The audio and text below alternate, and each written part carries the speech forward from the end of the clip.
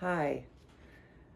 I want to tell you a story about a little girl who was born on May 14th, 1952. She was the youngest of five children, three brothers and one sister. By the time the little girl turned 5 years old, she was singing with her mom, sitting on the back of the couch and harmonizing. It wasn't long before the little girl was singing solos in their church. It was an idyllic life, or at least seemed to be. But when I was, the little girl is me, you all know that. But when I was 7 or 8, between the ages of 7 and 8, I was molested by three cousins. My parents never knew. When I was in second grade, we had a project where we took crepe paper and wrapped it around a wire hanger to make a wreath. And I thought they were so beautiful, and I wanted to make some more for my mom. And so I stole some crepe paper from the school. Well, my best friend narked on me. And when I came home from school one day, my mother was sitting on the couch, and she said, "Come here." Well, that was an indication something had happened. And she had the Bible open on her lap. And she pointed to a scripture and she said, "I want you to read this." It said, "Thou shalt not steal." So I knew I was in trouble. And she offered me a choice. She said, "You can either have me give you a licking, or you can wait for Dad to come home and he can." Well, I was no fool. So my mother spanked me for that, and I learned my lesson about stealing. At age 9, my parents used to get together with some of their best friends, camping buddies, and they happened to get together at our house one night to play cards. Well, being the youngest, all the others were out of the house and doing something or other, and I was kind of left on my own. Well, I turned on the TV and there was a Billy Graham crusade happening, and I watched the whole thing. And at age 9, I accepted Christ as my Savior. But I felt it didn't take. Didn't take.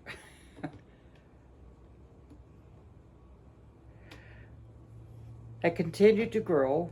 I was a cheerleader from 7th to 9th grade. I was in choir and played trumpet in the band from grade 7 to graduation. I was a member of the Minnesota State Choir in my senior year, which was awesome. I married my first husband in June of 1970. In fact, I graduated June 3rd and got married June 6th. My poor parents. I had my first child, John, in June of 1971, and Todd was born April 1st in 1975. Well, things went on, and normal family things happened, and in 1979, my father died of a massive heart attack. That sent me on a search for why.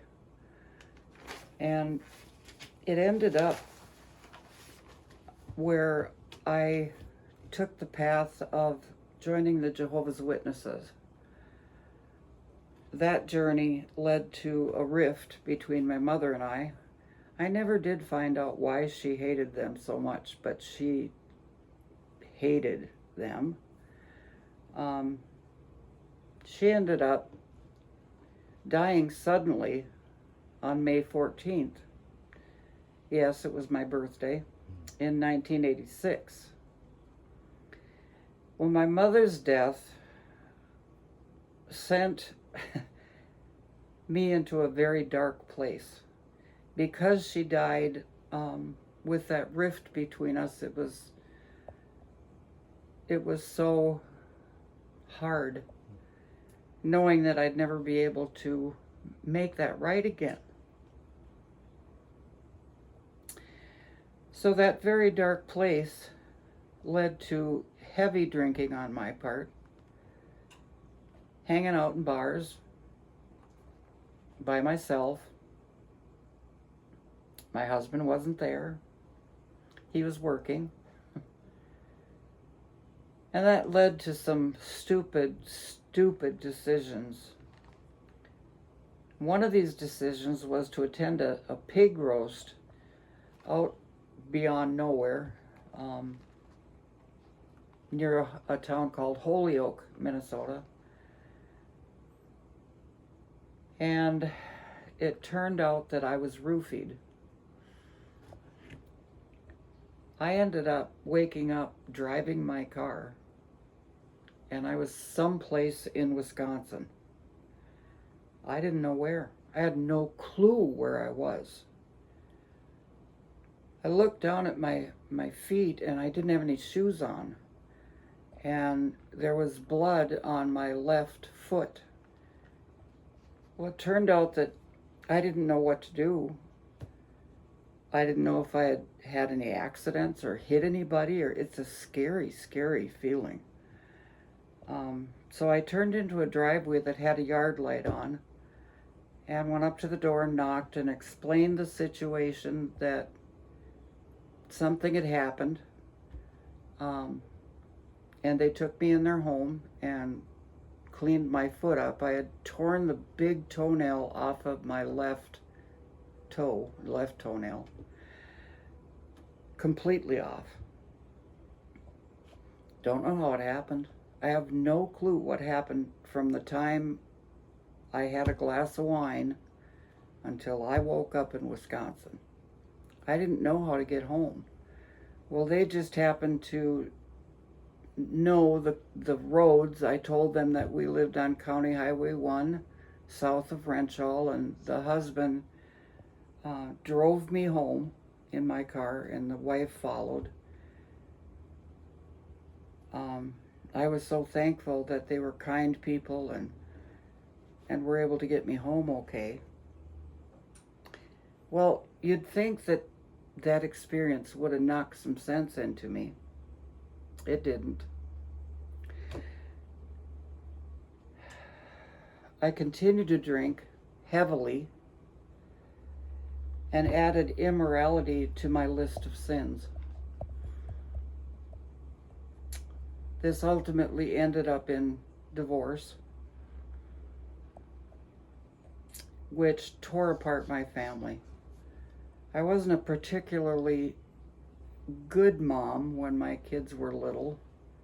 I guess I had them young enough that I didn't know how to be a mom. And I have regrets for that to this day, that I hurt my kids and that I hurt my ex-husband.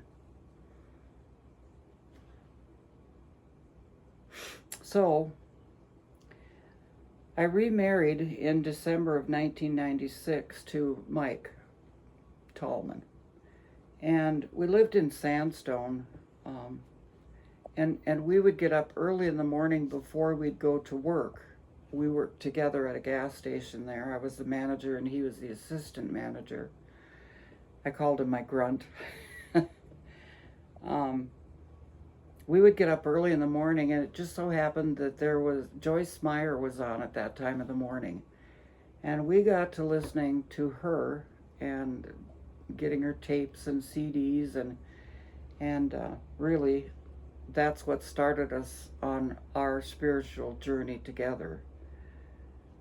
In 2004 or 2005, I don't remember quite which year, I ended up going to Florida. My youngest son, Todd, had been in the military. He was a member of the EOD, Explosives, Ordnance, and Demolition. He's the one that would go and dig up roadside bombs and that kind of stuff. Well, his tours, he did 2 tours in Iraq and one in Afghanistan. And the one in Afghanistan really did a number on him. And he ended up in jail and ultimately was discharged honorably, that's good, from the Air Force. And I decided to go down and help him. Let me back up a minute. By that time, Mike and I were living in Detroit Lakes, Minnesota, and we were running a gas station, restaurant, hotel on the outskirts of Detroit Lakes. Well, I was in my office doing paperwork, and something told me to call Todd. Now, he was still in the military at this time. Something told me to call him, and it wasn't a normal day that he would have been home.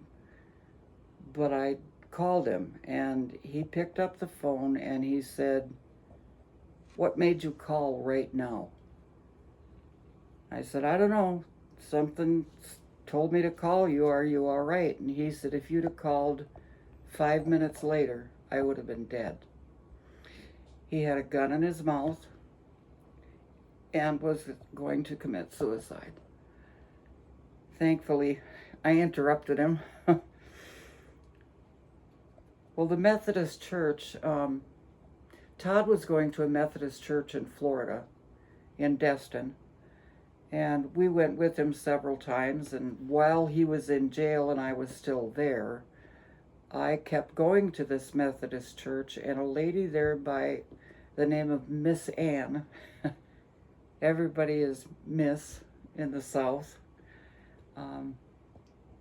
Miss Ann took me under her wings, and she just treated me like a daughter. And we went to Bible studies together, and that was where my contact with the Methodist Church started. Well, it turned out that Todd had been drinking heavily, very heavily, and when Todd drinks, he can get mean, and he was. And so I called Miss Ann. It was early in the evening, but late enough that it was dark out. And I told her, "I've got to get out of here. I'm scared of him." And she said, "Well, where are you?" And I said, "Well, I've got my bag and I'm walking down the road." And she knew where Todd lived. And she said, "Keep walking toward the center of town, and I have my suitcase, and I'll come and get you." Well, I spent the night at her house, and I had no way of getting home, no money. The church bought my airline ticket home and never expected anything in return. That, to me, demonstrated the Christian faith.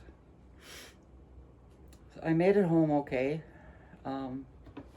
I still am in contact with Miss Ann every once in a while, and I just so enjoy talking to her. When we got home, Mike was raised Lutheran and I was raised Presbyterian. And after my experience with the Methodist Church in Florida, I decided to start going to the Methodist Church in Detroit Lakes. Both of us did. And it was there that I became a Stephen minister and got very involved with the church, did Bible studies. Mike and I took care of his mother after his dad died. She didn't drive. And Mike and I took care of her for 7 years after Daddy's death. Well, she eventually passed. And Detroit Lakes is a very expensive place to live. It's a tourist town. And we couldn't afford the rent there. So we had some friends who lived outside of Verndale, Minnesota. And they helped us. They took us in and let us live with them until we could find a place. Eventually we found the place we're living now. That was 10 years ago. And we started going to the Verndale Methodist Church. And it's there where I became a lay speaker. And I'm so grateful. I look back on where my life was and where I am today, and I am so thankful to God for His patience and His mercy. If any of you want to know God's mercy and His grace, all you have to do is ask Him. So that's my story so far. I encourage each and every one of you to learn about Jesus and learn about how He treated people, and just the relationship that I have with Jesus and with God now is so much deeper. And like I said, I'm so grateful that He was patient enough with me, allowed me to make those mistakes. But I learned from Him. I love where I am now in my spiritual walk. And I hope that things continue on a positive path for that. Getting up there, so that's hard. But I am so grateful for not only the Methodist Church here in Verndale, but the Methodist Church in Hewitt, who also took us under their wings and made us a part of that family. So that's a small part of my story, and I hope it's been helpful to someone out there who may have experienced some of those things themselves and can see that I came through it and am victorious now. So, thank you for listening. I hope you enjoyed it.